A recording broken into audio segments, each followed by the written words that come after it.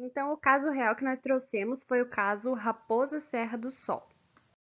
Nas terras indígenas da reserva Raposa Serra do Sol habitam atualmente cerca de 20 mil indígenas das etnias Macuxi, Uapixanas, Ingaricós, Taurepang e Patamonas.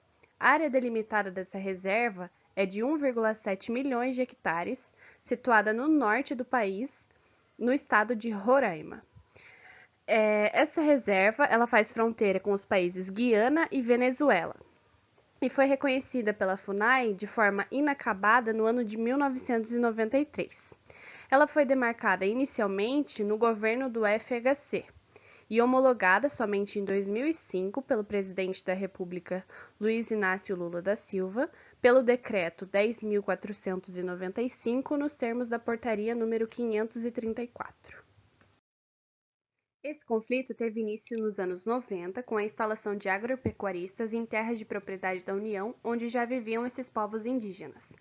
O decreto presidencial número 10.495 deu o prazo de 1 ano para a desocupação das terras por essas pessoas, mas ao invés disso, elas ingressaram com ações no Poder Judiciário alegando ter a posse de títulos dessas terras conquistados por meio de processo licitatório. Em setembro de 2006, foi impetrado o mandado de segurança número 25483 contra esse decreto presidencial, que foi julgado em junho de 2007 pelo STF a favor dos povos indígenas e pela manutenção da demarcação das terras. Assim, a partir desse decreto presidencial, em março de 2008, a Polícia Federal iniciou a Operação Upatacom 3, que tinha como objetivo a retirada dos agropecuaristas da ocupação das terras da reserva Raposa Serra do Sol. O estado de Roraima, em contrapartida, alegava que a retirada desses agropecuaristas, que tinham como objetivo o plantio principalmente de arroz, traria um prejuízo econômico enorme para o estado, visto que a produção desse cereal equivaleria a 7% do PIB estadual. Alegavam também que 46% da área estadual eram destinadas a reservas indígenas e que 26% da área estadual era de conservação. Assim, eles afirmavam que o Estado ficaria sem espaço para desenvolvimento econômico se, de fato, essa retirada dos agropecuaristas fosse efetivada. Nesse sentido, o Estado de Roraima ingressou com ação cautelar número 2009 para pedir a suspensão da Operação Upatacom, feita pela Polícia Federal, até o julgamento desse conflito com a reserva Raposa Serra do Sol.